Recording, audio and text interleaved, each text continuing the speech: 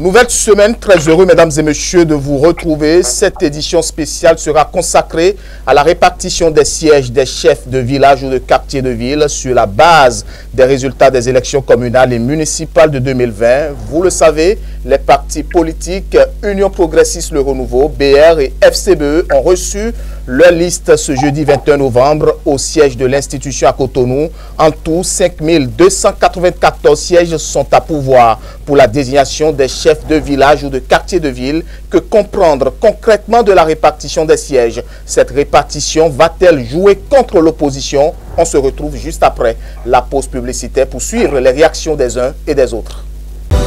Vous organisez un mariage, un anniversaire, un baptême, un séminaire, un spectacle, un meeting politique ou tout autre événement, Guérit TV Monde vous propose un service de sonorisation professionnelle de meilleure qualité. Pour plus d'informations, contactez-nous au +229 91 19 10 10.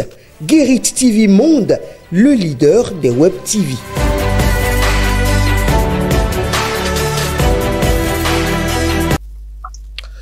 Bonsoir, bienvenue. La commission, mesdames et messieurs, électorat national autonome Sénat a procédé ce 21 novembre 2024 à la remise officielle des listes des localités aux partis politiques qualifiés pour désigner les chefs de village ou de quartier de ville au Bénin. Cette étape fait suite aux résultats des élections communales et municipales de 2020 et s'inscrit dans le cadre de l'application de la nouvelle législation introduite par la loi numéro 2024-13 du 15 mars 2024 qui modifie et complète la loi numéro 2019-43 du 15 novembre 2019 portant code électoral. En tout, 5294 sièges sont à pourvoir pour la désignation des chefs de village ou de quartier de ville. On retient que le parti Union Progressiste, Le Renouveau UPR, vainqueur des élections communales de 2020, a obtenu 2517 sièges, soit 47,54% du total des sièges. Pour réaliser cette répartition, la Sénat a entrepris un travail rigoureux et fastidieux de compilation des résultats des élections communales de 2020 par village et quartier de ville, tout en prenant bien évidemment en compte les diverses rectifications opérées en 2020 par la Cour suprême suite aux différents recours. Suivant cet élément que je vous propose, mesdames et messieurs, et ce qu'il faut comprendre de la répartition des sièges. Jeudi 21 mai 2020, les membres de la Commission électorale nationale autonome face à la presse livrent le verdict du scrutin du dimanche 17 mai 2020. Les 5 partis en lice, à savoir l'UP, le BR, la FCBE, le PRD et l'UDBN, ont été fixés sur leur sort. Le pourcentage obtenu par parti politique sur le plan national se présente comme suit. Si nous devons procéder au récapitulatif national des suffrages et du nombre de sièges par parti politique, nous avons ceci. PR, suffrages obtenus, 930 247 voix, 994 voix, 800.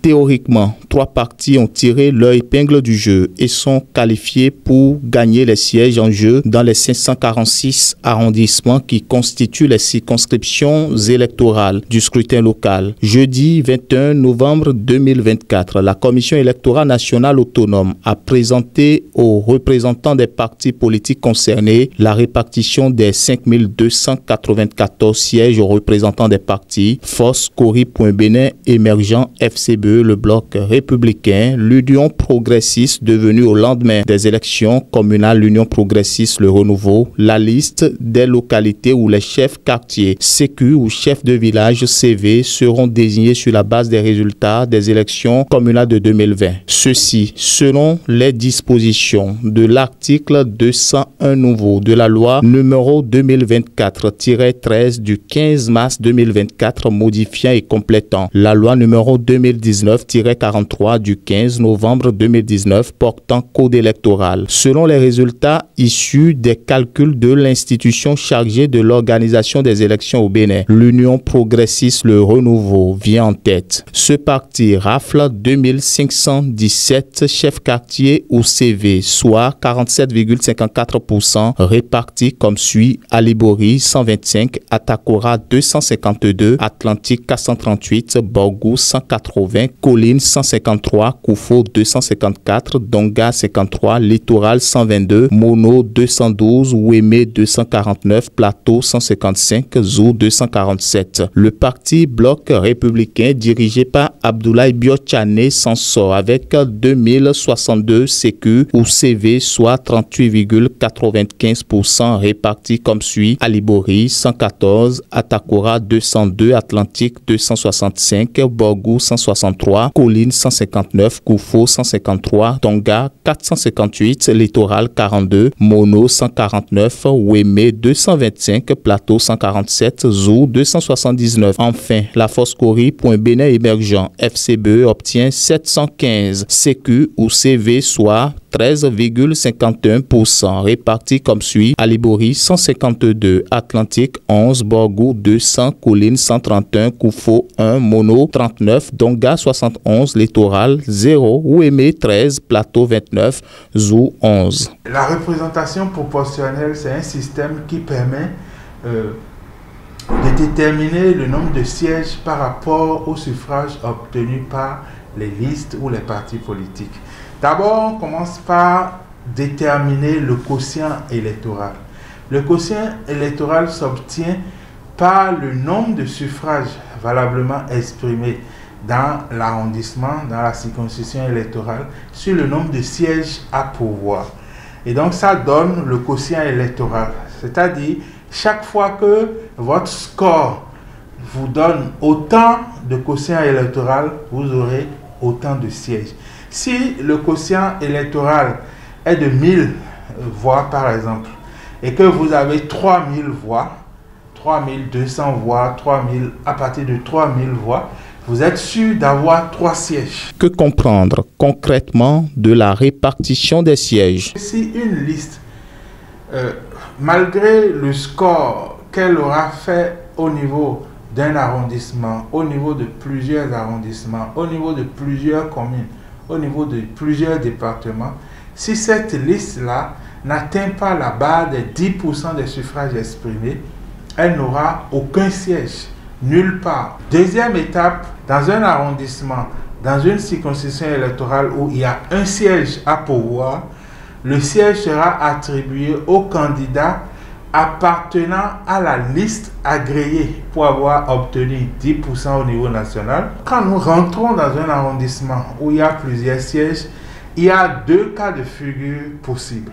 Premièrement, nous sommes dans un arrondissement où, parmi les listes agréées, les listes qui sont qualifiées pour participer à la répartition des sièges, il y a une liste qui a la majorité absolue, c'est-à-dire plus de 50% des suffrages exprimés, ou à défaut 40% des suffrages exprimés. Il y a ce qu'on appelle la prime majoritaire qui consiste à attribuer plus de 50% des sièges à pourvoir à une telle liste.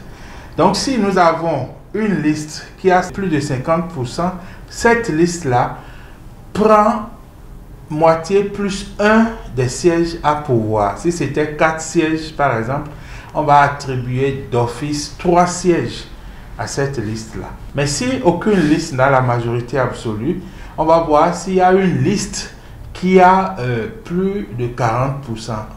Et cette liste-là aussi se verra attribuer une majorité de défaut qui est de 40%, mais qui va lui donner la majorité absolue des sièges. Donc si il y avait 4 sièges, comme je le disais tantôt, cette liste avec les 40% obtiendrait 3 sièges. Ce qu'il faut retenir en résumé, en combinant toutes les règles, on pourrait résumer la loi de la répartition des sièges. Ainsi, pour participer au partage des sièges en jeu dans une circonscription électorale, chaque liste en compétition doit réunir au moins 10% des suffrages exprimés, aussi bien au plan national qu'au niveau de la circonscription. Les sièges sont attribués en premier à la liste qui obtient 40% au moins des suffrages exprimés.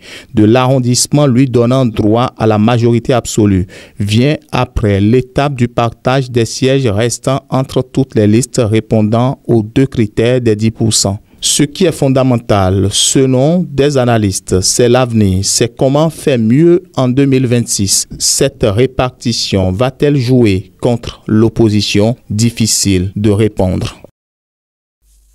Visiblement, le regard est tourné vers l'avenir en parlant des élections générales de 2026. Cette répartition des sièges vient renforcer ou crédibiliser d'une manière ou d'une autre ces partis UPR, le BR et la FCBE. Mais l'autre question, cette répartition va-t-elle jouer contre l'opposition? Pour trouver cette réponse à notre question, nous avons au téléphone Guy Dossou Mitokbe, le secrétaire national à la communication du Parti Les Démocrates. Bonsoir, docteur Guy Mitokbe.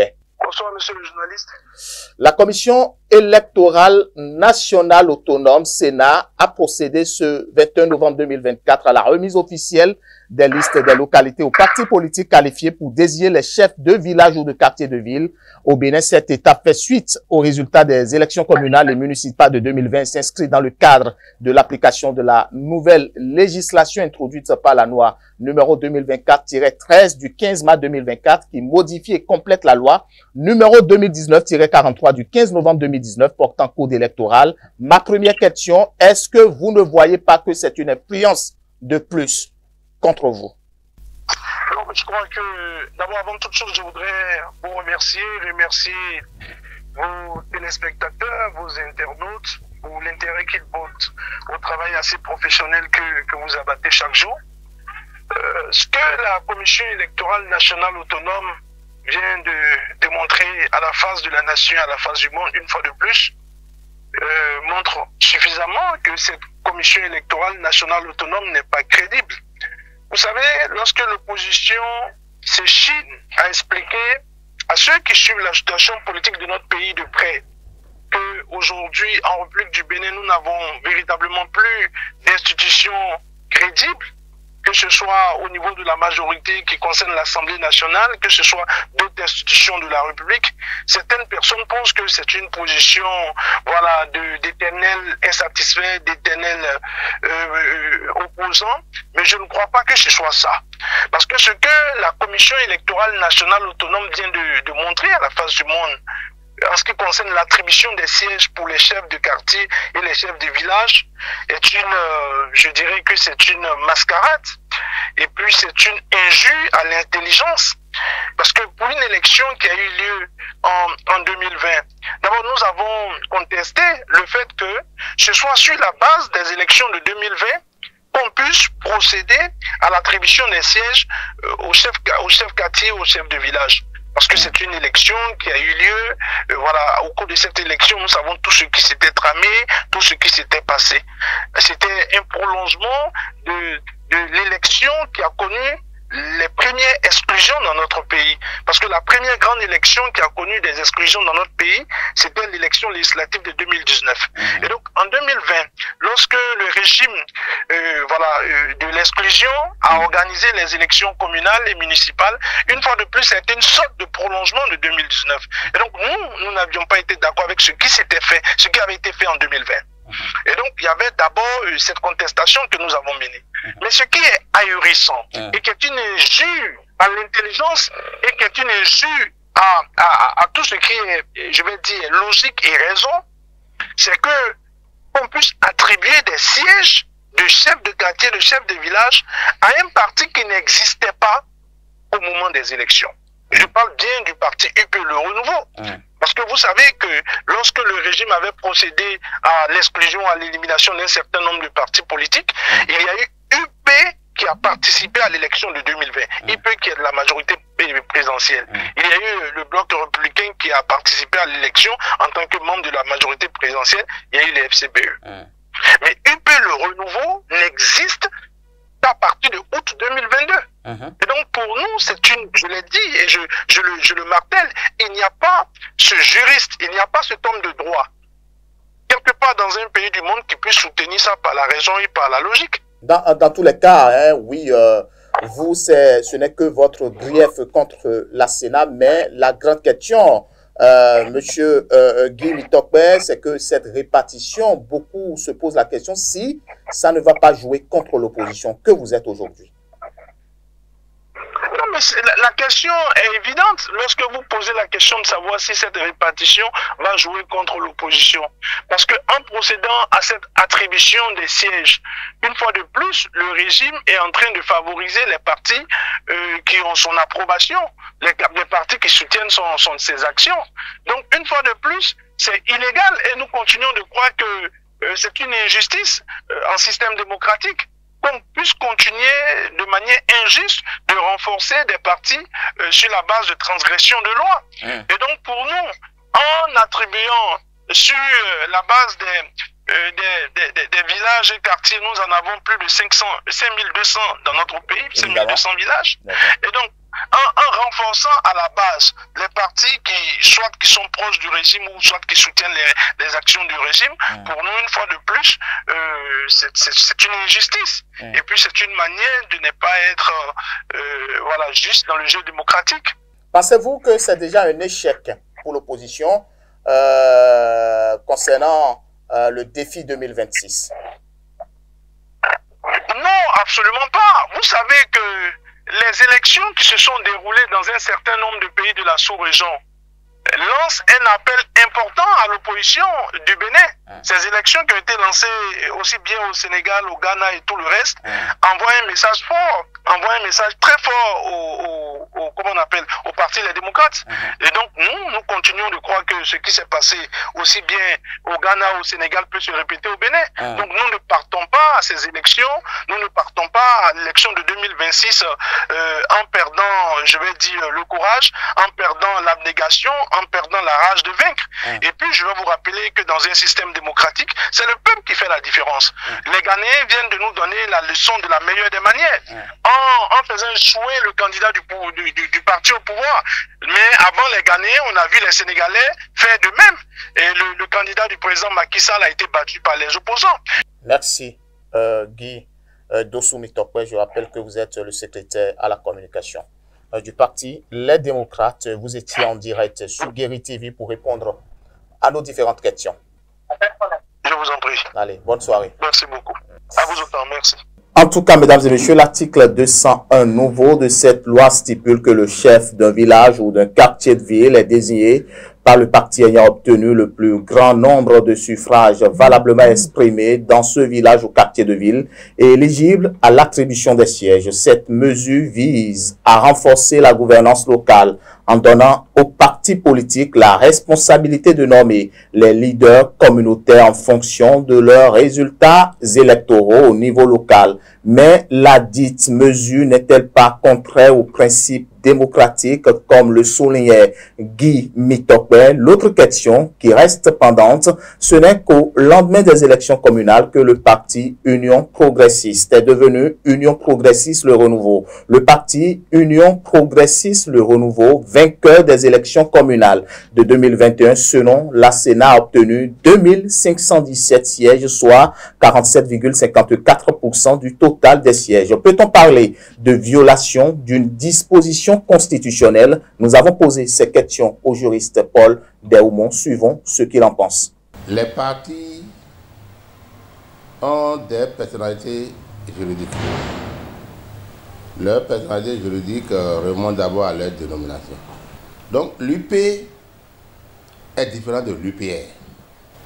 En 2020, l'UP était aux élections.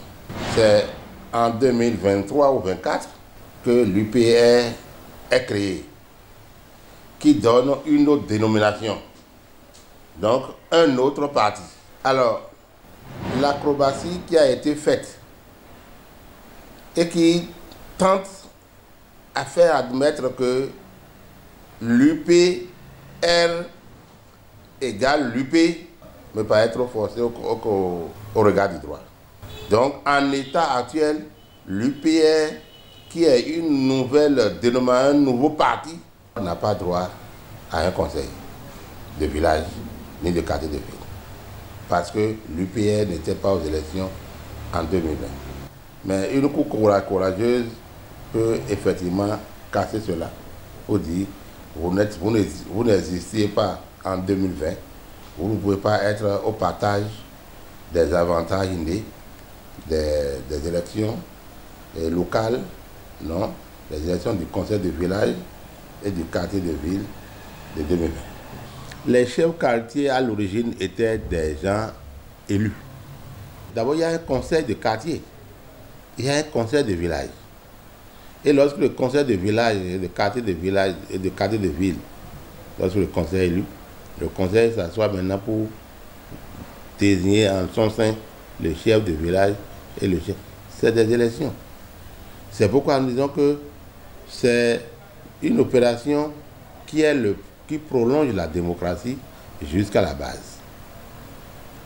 Alors, lorsqu'on arrive maintenant à ce qu'on appelle la désignation des chefs de quartier, des chefs de village, j'attends de voir comment ça va être fait et comment ça pourrait être huilé. Comment ça pourra être huilé. Parce que sur le terrain, ça ne va pas. Il y a beaucoup de grondements parce que ce n'est pas des opérations qui se font selon les règles de l'art.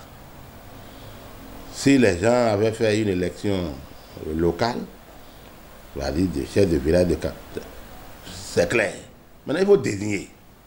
Le chef de village ou de quartier de ville est chargé dans le cadre du maintien de l'ordre public et de la protection civile d'assister le chef d'arrondissement et de prendre les mesures conservatoires nécessaires en cas de calamité ou de trouble. Il avise le chef d'arrondissement ou à défaut le maire et prend toutes les mesures nécessitées par la circonstance, stipule l'article 222 du Code. Comment les citoyens apprécient-ils la répartition des chefs de village ou de quartier de ville et quelles sont vraiment leurs attentes? On suit les quelques-uns au micro de Anselme, Orisha et Modeste Adanzetan. Lorsque nous observons aujourd'hui les mesures que notre État, le régime actuel est en train de faire, nous avons le mal au cœur à dire est-ce que nous allons avoir une suite heureuse?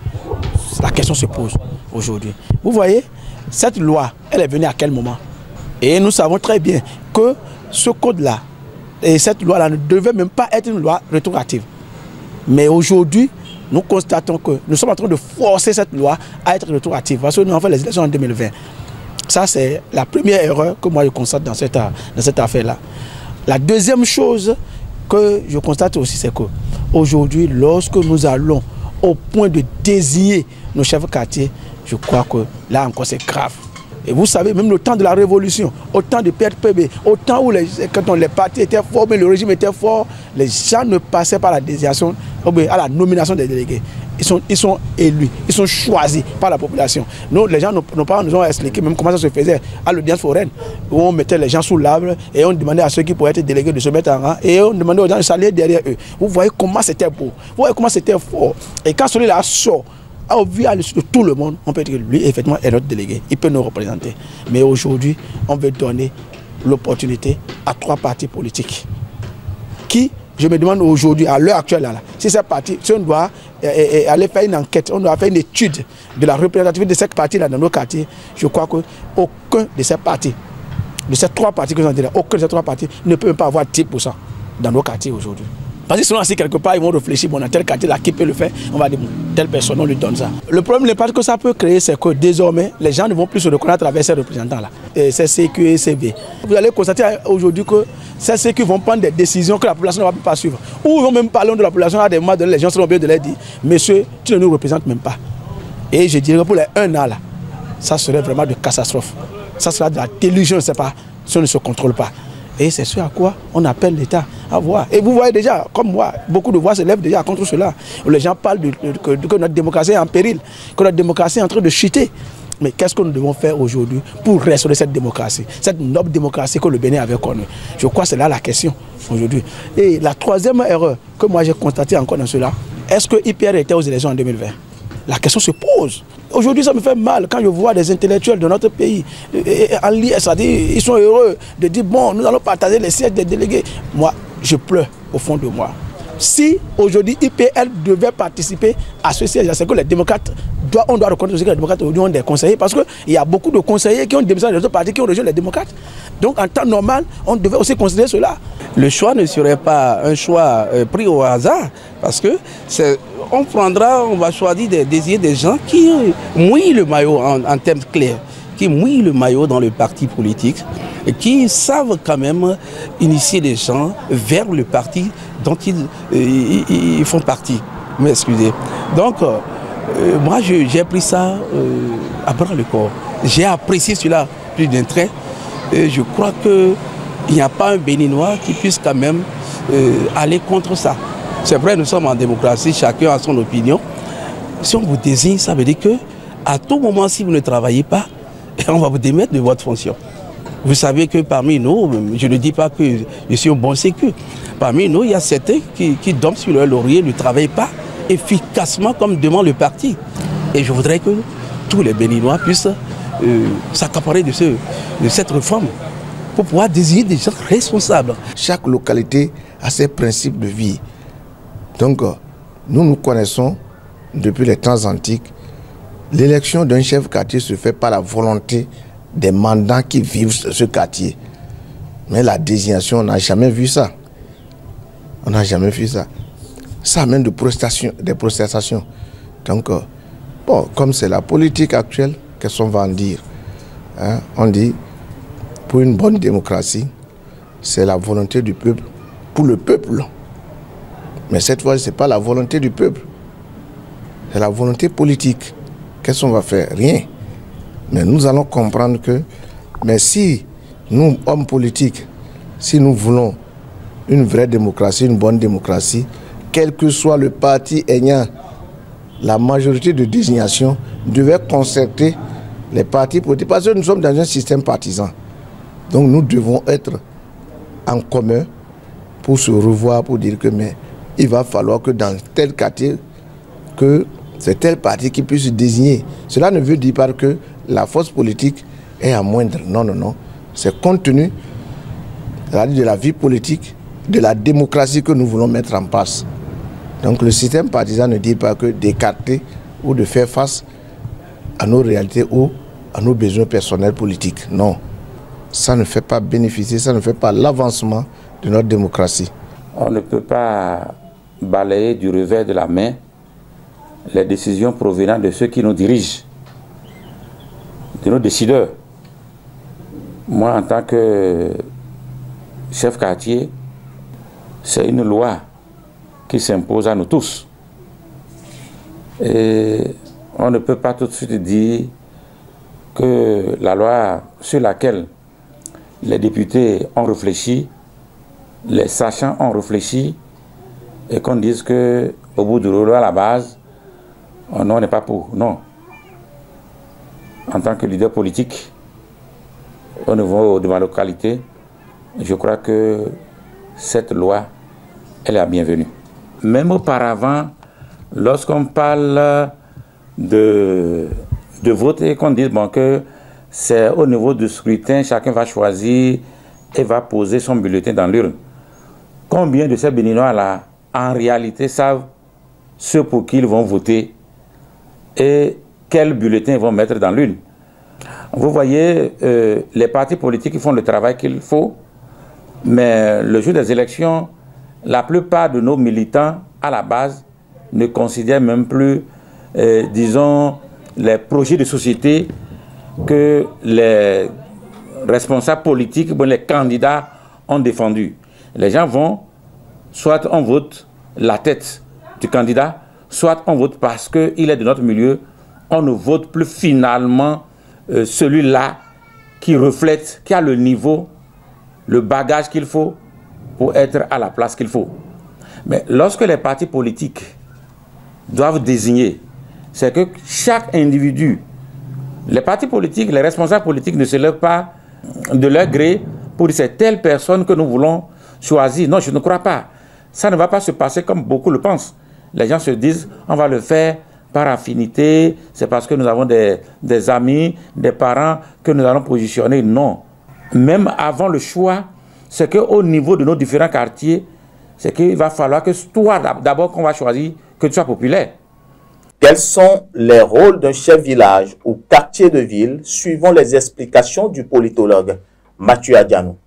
Après cette annonce de la Commission électorale nationale autonome relative à la désignation des chefs de quartier et de village par certains partis politiques qui en ont ce droit au regard de la législation en vigueur dans notre pays, on pourrait se poser la question de savoir si leur rôle a un lien avec le processus électoral.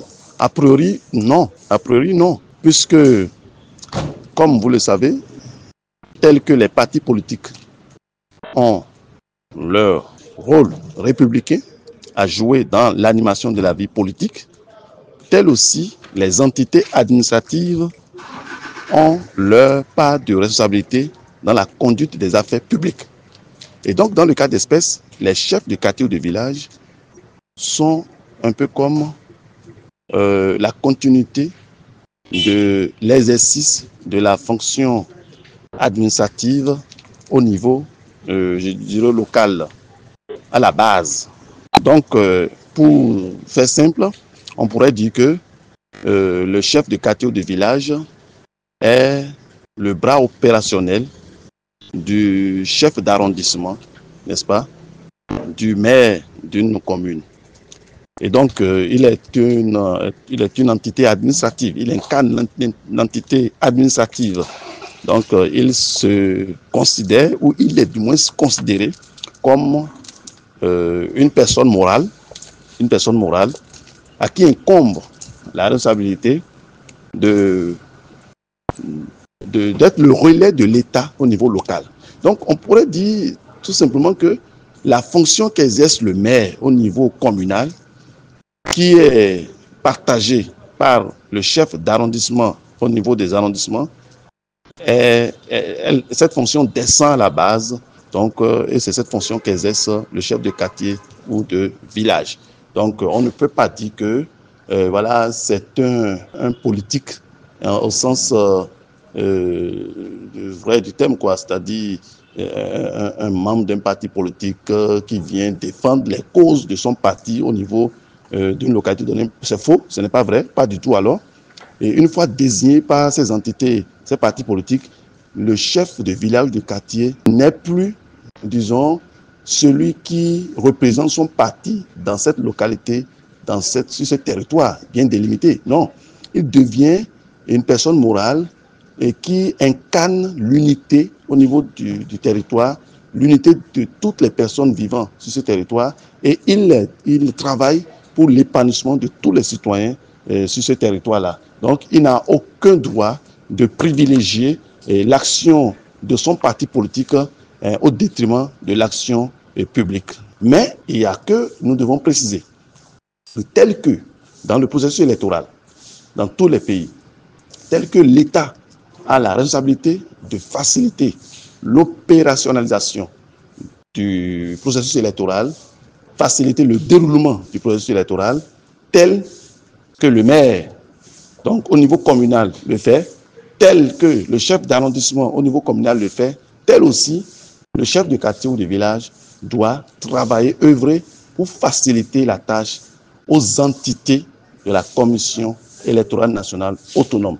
De ce fait, il a un rôle majeur. Je vais parler du chef de quartier ou du village.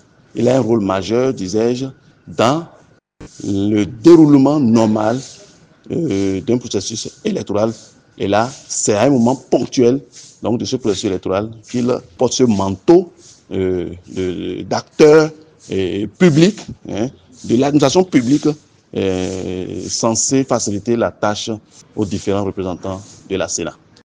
Fin de cette édition spéciale que toute l'équipe vous remercie d'avoir suivi. Abonnez-vous et aimez Guérit TV Monde pour ne rien rater de nos programmes. Merci à tous ceux qui ne cessent de nous soutenir. Prenez soin de vous.